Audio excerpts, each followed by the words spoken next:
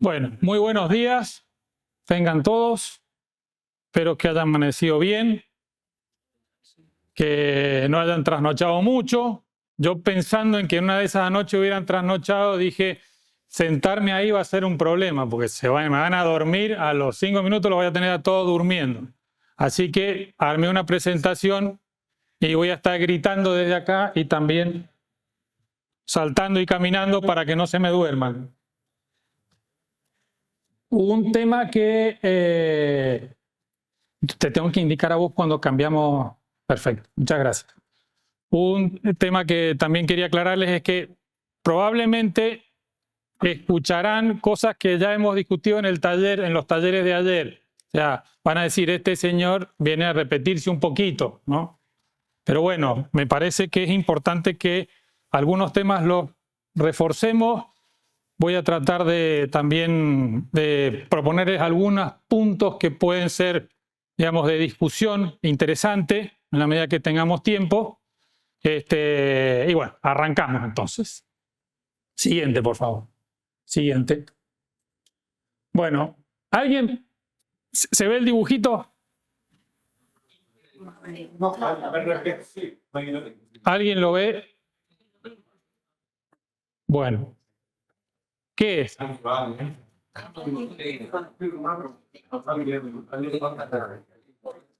Hace 2 meses lo encontré en una red social, dije, uy, eso me interesa. ¿Quién sabe inglés? ¿Qué dice? Realmente dice, a mí no me importa la política. Vamos a empezar por las consecuencias de lo que supone que a alguien no le importe la política. ¿Qué pasa cuando no nos importa la política? Cuando nos parece irrelevante. Bueno, pasa eso. Básicamente, si uno no se interesa por la política, lo que puede suceder es que alguien más se interese por la política. ¿No? Entonces, me interesa empezar por las consecuencias de no interesarse en política. Si uno no está resuelto a ejercer el poder, a hacerse cargo del gobierno, de la realidad que le toca, puede que otros lo hagan, a un costo que nunca sabemos cuál va a ser, ¿no? Siguiente, por favor. Eso lo explica un gran pensador argentino que está todavía vivo, gracias a Dios, entre nosotros, y que se llama, ¿alguien lo conoce? ¿Alguien conoce la canción? Tribulaciones de un tonto rey, se llama la canción. Yo sé que ustedes son más del folclore, pero seguro que lo conocen. Se llama Carlos García, más conocido como Charly García. Cuando yo sea mayor, pero mayor en serio, voy a escribir un libro que se llame La filosofía de Charly García. Todavía no soy muy mayor. Bueno, ¿qué dice esta canción? ¿Quién sabe recitar? ¿Quién se anima a recitar? Rey de este lugar, hasta que un día llegaron ellos, gente brutal, sin corazón, que destruyó el mundo nuestro. Revolución, revolución, cantaban las furiosas bestias la corte al fin. Fue muerte sin piedad, y mi mansión hoy es cenizas.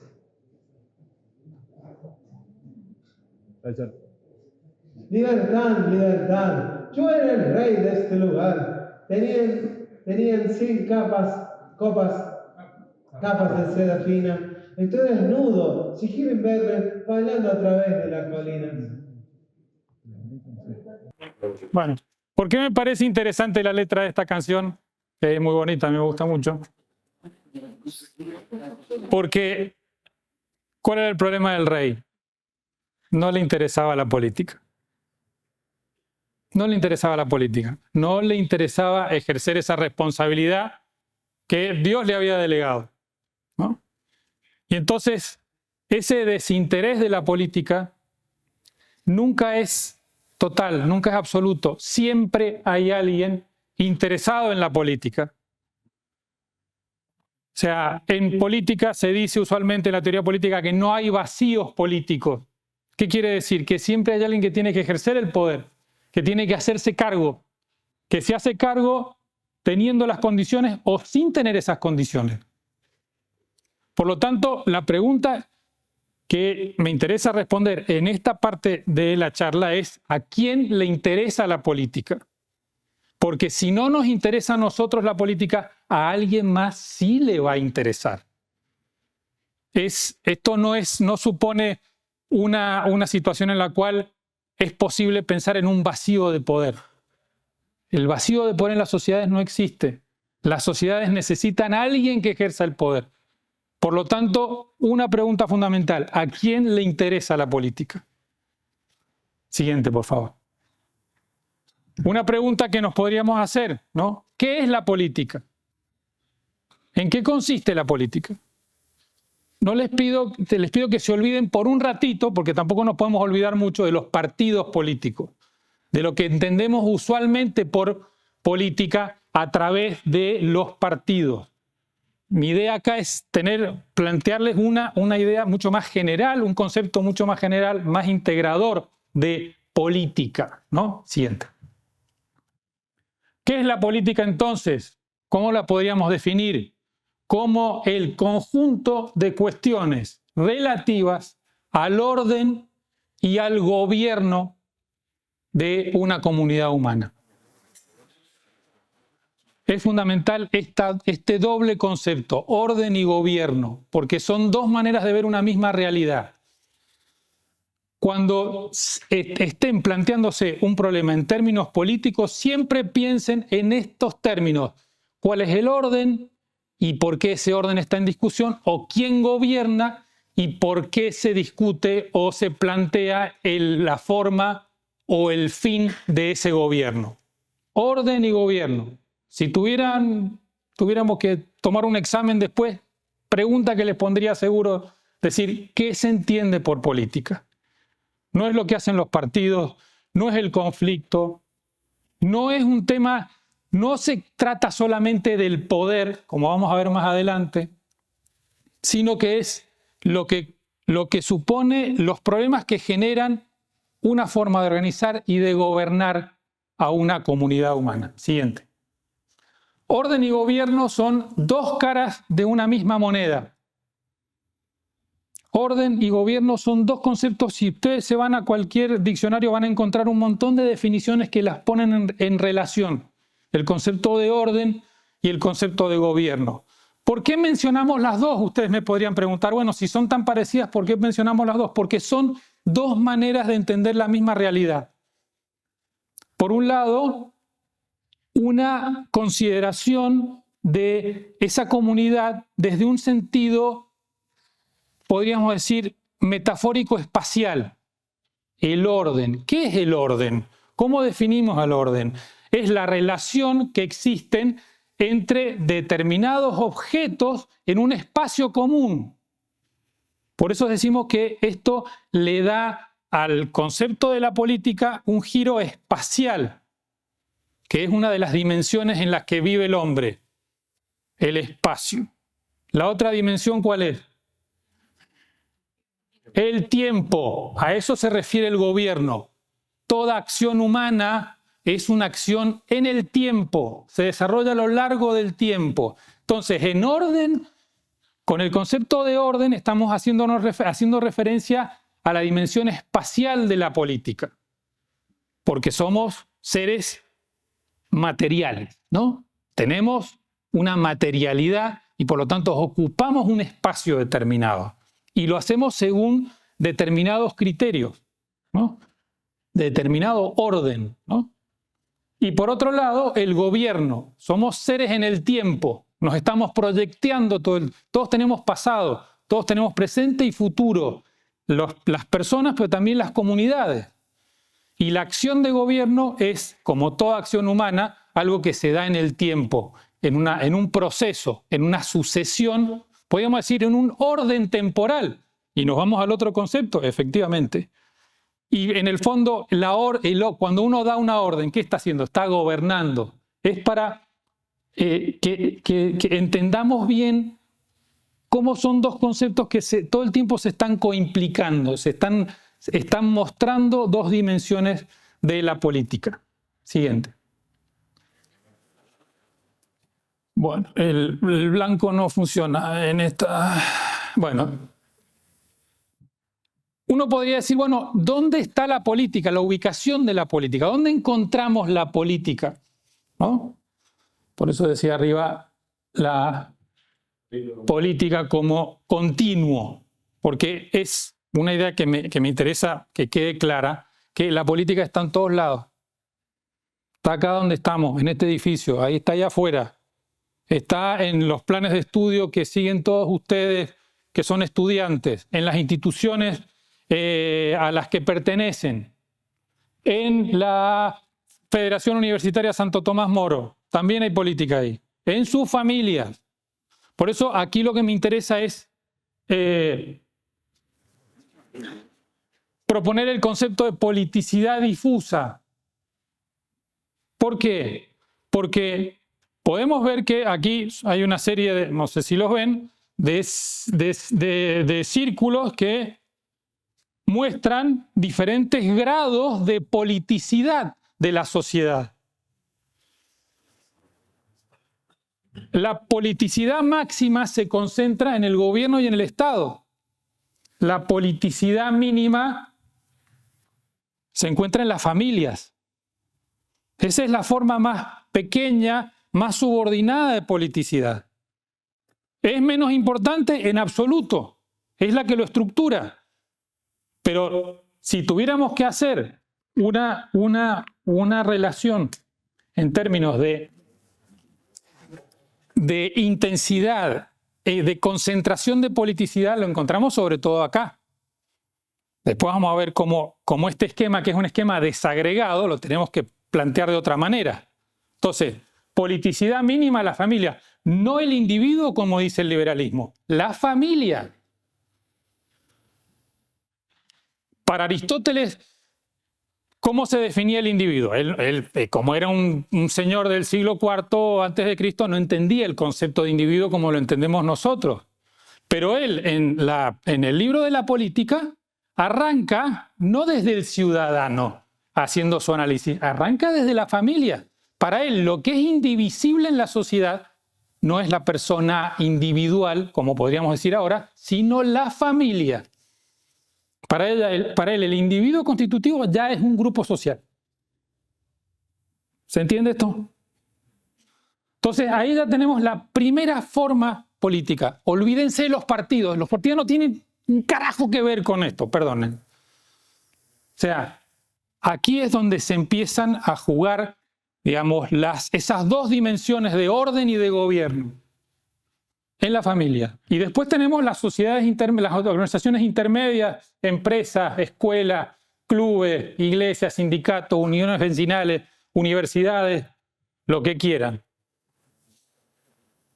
Es cómo la politicidad, el carácter político de la sociedad se ordena, ¿no? Desde formas básicas hasta las formas superiores, aquellas que tienen, podríamos decir, en un sentido moderno, la soberanía, ¿no? Ahora, este esquema, que está desagregado, siguiente, por favor, lo tenemos que organizar así. Es un esquema, podemos decir, concéntrico, en donde el orden y el gobierno tienen una relación descendente. Lo que se ordene y se gobierne a nivel del Estado influye en las organizaciones intermedias, configura las organizaciones intermedias. Y eso sucede lo mismo con organizaciones menores y finalmente con la familia. El esquema anterior los presentamos desagregados, ¿no? por diferentes grados de politicidad. Aquí estamos viendo todo el esquema junto, una perspectiva integrada de la política. Estado o gobierno, organizaciones intermedias, organizaciones menores, familia. Esto es importante porque por más que pensemos, o sea, si nos quedamos con el otro esquema, podemos pensar que son instituciones, son instancias de organización autónomas, y no lo son. Dependen una de las otras. ¿Qué dice Aristóteles? La familia, es una forma de organización que es perfecta en sí, pero está subordinada a otras. ¿no? No puede conseguir la plenitud de sus funciones si no se integra en otras instituciones más amplias, más complejas, con más funciones, más perfectas. ¿No? ¿Vamos bien hasta acá? Bueno, siguiente, por favor. Uno dice, bueno, pero a ver, si yo no tengo nada que gobernar, ¿por qué me tendría que plantear este asunto? Soy un pobre infeliz, una rata, el último orejón del tarro. ¿A quién voy a gobernar yo? Bueno, hay un inicio fundamental para el gobierno, para quienes se planteen el desafío del gobierno y también la responsabilidad del gobierno, que es el dominio de sí. ¿Qué es el dominio de sí? El dominio sobre nosotros mismos. El dominio que tenemos que tener respecto de nuestras inclinaciones, de nuestras tendencias, de nuestras pasiones. ¿Cómo lo definimos a ese dominio? Lo que yo tengo. Mi maestro decía, hablaba siempre no hablaba de la arete en griego, sino de la exis. También es otra manera de hacer referencia a la virtud. Lo que se tiene. Esa segunda naturaleza que ganamos cuando somos buenos y nos acostumbramos a comportarnos de buena forma. La virtud, el dominio de sí. Eso de lo que hablaba Saint-Exupéry, ¿no? ¿Por dónde empieza el gobierno? Por el gobierno de nosotros mismos. Primero nos tenemos que gobernar a nosotros mismos. Tenemos que ser dueños de nosotros mismos. Por eso hablo de dominio, ¿no? Porque si hay alguien que no puede ser dueño de sí mismo, no puede gobernar a otros. Y eso supone el ejercicio de la virtud, pero también una preparación en términos, digamos, de tratar de aprender en qué consiste el gobierno, ¿no? Una doble dimensión, una dimensión moral, pero también una dimensión intelectual. Y aquí voy a dejar una cosa que podemos, si les gusta o si quieren, discutir más adelante. Acá yo defiendo la superioridad de la política por encima de la moral. La política está por encima de la moral. La moral natural, sí, y la política también es natural, les aviso. No conocemos personas que vivan o que hayan podido vivir fuera de la sociedad. Por lo tanto, aquí se va, si quieren después lo discutimos, se asume la subordinación de la moral respecto de la política. Siguiente, por favor. Vamos ahora al tema de... Ya vieron el puño, ya se me pusieron como nerviosos. Que no va a hablar a este señor. De la herramienta fundamental, imprescindible para el orden y el gobierno. ¿Cuál es esa herramienta? El poder. Muy bien, el poder. ¿Qué es el poder? Esa capacidad que tenemos todos para hacer cosas, para transformar la realidad, pero también para conservarla. Ese poder que tenemos sobre las cosas, pero también esa capacidad que tenemos sobre las cosas, pero también tenemos sobre las personas. Y que tienen sobre nosotros también. Porque todos somos objetos y sujetos del poder todo el tiempo. El poder. Otra corrección que podemos hacer. Me olvidé de hacer la corrección anterior respecto de los diferentes grados de politicidad. ¿Qué dice el liberalismo? La política solo se encuentra en el Estado y el gobierno. El resto es pura sociedad. No es cierto. No podemos entender, los que estuvieron en el taller de ayer probablemente lo recordarán, no podemos entender la constitución de la sociedad sin una instancia política. Por lo tanto, política hay donde haya sociedad. Donde haya grupo humano hay de alguna manera muy embrionaria, muy pequeña, como vamos a ver más adelante, política.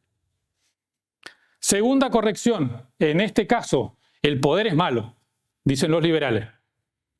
El liberalismo dice, no, ojo con el poder. El poder corrompe, el poder absoluto corrompe absolutamente. La famosa frase de Lord Acton, que era buen tipo, pero era liberal y a veces se equivocaba. El poder es buenísimo. Sin el poder, que es una herramienta muy noble, no podemos hacer nada. No podemos hacer el bien, que es lo que queremos hacer todos. Por lo tanto, si queremos hacer el bien, también tenemos que asumir que la herramienta que nos permite hacer el bien es buena. Y que hay una legítima aspiración a tener poder. Y que el poder no es solo machacarle la cabeza a la gente con algún instrumento punzante o cortante. Es persuadir, es convencer, es predicar. También eso es poder. Eso también es poder. Es sacar o tratar de buscar lo mejor en las otras personas. Y también, en ese sentido, someterse al poder de quienes pueden sacar lo mejor de nosotros. Por lo tanto, ¿el poder qué es? ¿O cómo es el poder? Es buenísimo el poder. Es una herramienta que si la sabemos usar, podemos hacer mucho bien, podemos tener mucho fruto. Y el poder tiene eso, que en la medida que sepamos usarlo, se va incrementando, se va agrandando, hacemos partícipes a otros de ese poder. Siguiente, por favor. Ahora bien, ¿cómo usamos el poder? Porque el poder también tiene una dimensión, o sea, no es una herramienta cuyo fin está dado, ¿no? Es una herramienta a la que le podemos dar diferentes fines, diferentes propósitos. ¿Puede ser un instrumento de dominación? Claro que sí. Y pongo dominación y no dominio porque son dos conceptos diferentes. El dominio es legítimo, la dominación es ilegítima. Cuando yo quiero dominar a las personas en un sentido de dominación, las estoy privando de su libertad. No estoy buscando lo mejor de ellas. El dominio es diferente.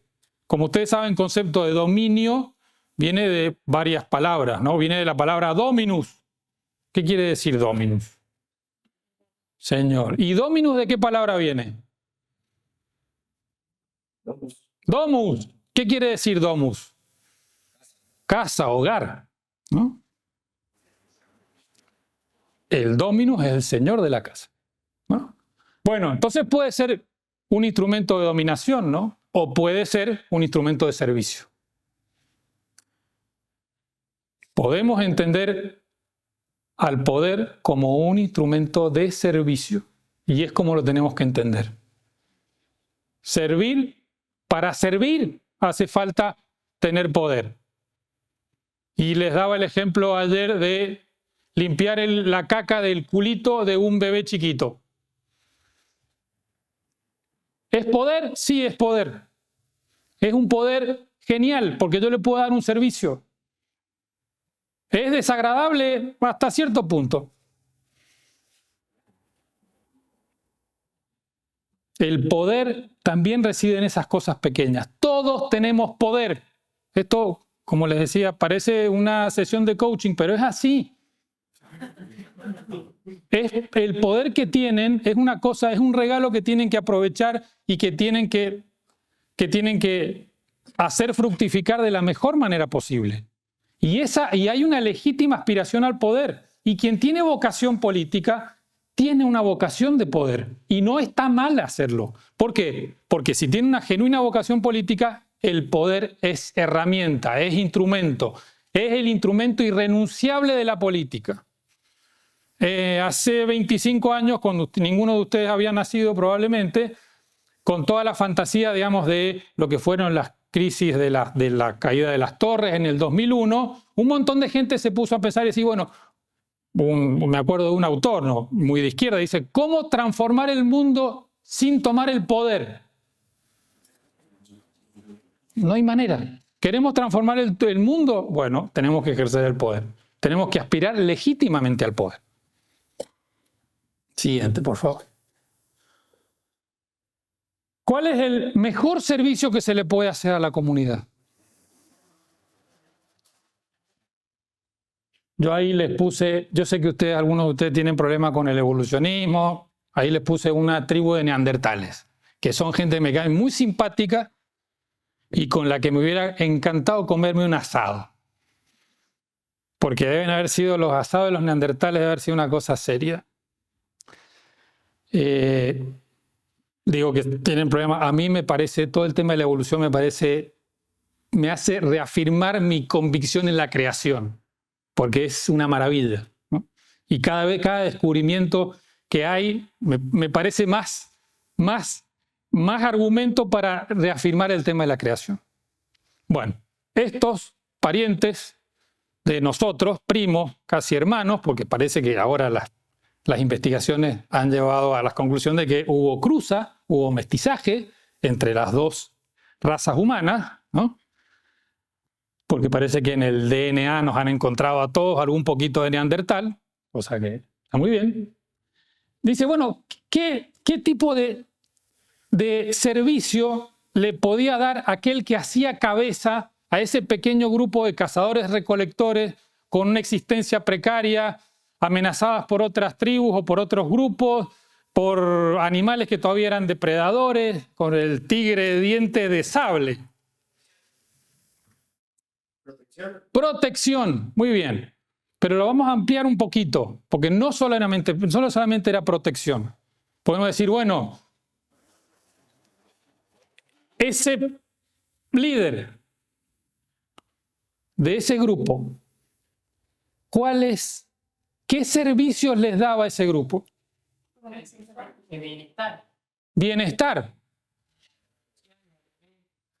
Protección, alimento, ¿no? ¿Podríamos buscar un concepto más amplio respecto de esto? Organización, fundamental. ¿Cuáles son los dos servicios fundamentales que se le puede dar a una comunidad? Primero, darle un sentido. Por eso la política es el mayor servicio que se le puede hacer a una sociedad. Darle un sentido, integrarla como sociedad, un propósito, un objeto. Segundo, darle una organización, un orden, lo que veíamos antes, orden y gobierno. ¿Qué hace ese señor ahí que está con la lanza expectante? Primero está viendo para dónde hay que ir para conseguir las mejores presas. Y tiene que hacer una pequeña organización en ese grupo humano, ¿no? Sobre, digamos, diferenciar funciones, que cada uno tenga una tarea específica. Y los tiene que conducir y tiene que resolver conflictos internos. Y también tiene que velar por las necesidades del grupo. Y también tiene que preocuparse de que no haya nadie que le levante la cabeza y le diga, bueno, me parece que no estoy de acuerdo con tu forma de conducir el grupo. También debe haber pasado eso. También pasa, ¿no? También hay una lucha por el poder. Y no podemos ignorar todas esas desafiantes respecto de la política. Entonces, los dos elementos, las dos formas en las cuales se le da un servicio irreemplazable a una sociedad es sentido, propósito y organización, ¿no? Vamos a armar un equipo de fútbol para participar en los campeonatos parroquiales. Bueno, alguien va a tener que ser el capitán, alguien va a tener que decidir dónde juega cada uno, ¿no? ¿Qué le está dando a ese grupo? Un sentido, un propósito, ganar el campeonato. Segundo, una organización. Y se da en todos los contextos esto. En los contextos muy superiores del Estado del gobierno, pero también en la familia. En la familia también hay orden y gobierno. Y si no hay orden y gobierno, no es una familia que vaya bien. Siguiente, por favor. Bueno, el amarillo no me funciona, pero el blanco no me funciona, pero igual se los leo. Si este planteamiento de el poder de la política como servicio y del poder como ejercicio perfectivo de las personas y de las sociedades, de los grupos humanos, no les hubieran convencido, que es probable que haya pasado, y seguramente será problema de las capacidades persuasivas del expositor, ¿por qué nos deberíamos plantear el problema del gobierno en términos personales? Es decir, si esto no les convenció, ¿por qué deberías plantearte, y te lo digo a cada uno de ustedes, el problema del gobierno en términos personales que me tocan a mí? Y la respuesta la tiene uno de mis maestros, que es Platón. Dice, porque la ambición y la codicia son vergonzosas, los buenos no quieren gobernar. Ni por dinero, ni por honores. Son buenos. Lo suyo es la virtud, no el dinero ni los honores. ¿Por qué gobiernan los buenos? Por temor a ser gobernados por un hombre malo. Volvemos a la imagen del principio, la del pobrecito ese que está en la guillotina y dice, no, yo realmente no me interesaba la política, sí, pero el resto que está alrededor tuyo sí se interesa por la política, sí están interesados en la política. Siguiente. Me interesaba concluir con una consideración sobre la familia. Yo aquí he puesto la familia. ¿Es un refugio o es una base de operaciones? ¿Qué es? Mi maestro, el maestro con el que con Platón no pude hablar, que es un problema, pero con el que sí pude hablar, muy platónico él, que se llamaba, falleció en febrero, Rafael Alvira, tiene un libro precioso. Si quieren se los mando, se los consigo y se los mando para que tengan. No sé si hay biblioteca de la federación. ¿Hay una biblioteca o no? ¿Tienen biblioteca? No. Que se llama La familia, el lugar al que se vuelve. El pensó de los pocos filósofos que se han planteado el tema de la familia como un problema. Y él dice esto, la familia es el lugar en donde volvemos, de nuestras aventuras en el mundo. No volvemos como volvemos al cine. No, he vuelto al cine a ver no sé qué. No, es una especie de lugar al que volvemos, en el que conseguimos refugio, descanso, contención, afecto. Pero dice una cosa, Elvira, tenemos que salir. No nos podemos quedar en la familia. La familia es un pequeñísimo grupo humano de existencia precaria en el mar del mundo. Y hay que salir a defender a la familia. Por lo tanto, no nos podemos quedar adentro en ese refugio permanentemente. Tenemos que salir, ¿no? Por eso dice él, que es el lugar al que volvemos siempre. A la noche, cansado, o enojado, o triste, ¿no? O con miedo también. Tenemos que salir de la familia. Hay que salir a los caminos del mundo, a pegársela y también de aventuras, porque al final es la mejor manera de conservar ese refugio, de mantener ese refugio. Por eso digo, ¿la familia es refugio? Sí, claramente, pero también es la base de operaciones. Es el modo, el lugar en donde aprendemos lo básico que son las formas y las categorías de la vida social, las formas iniciales de socialización, las formas iniciales de educación, y es la que nos tiene que impulsar en la medida que entendamos a la familia como tesoro. Si tenemos una visión más de tipo defensivo, ¿no? A poner las defensas lejos de eso, a poner las principales defensas lejos de las murallas de aquello que queremos conservar. Entonces, un poco, y fui cambiando un poquito la presentación por lo que hablamos ayer, me interesaba concluir con esta idea, ¿no? O sea, la familia, el centro principal. Ahora, el centro que, por un lado, nos proyecta hacia afuera, pero también es el refugio que tenemos, ¿no? Bueno, final. Muchas gracias por el tiempo.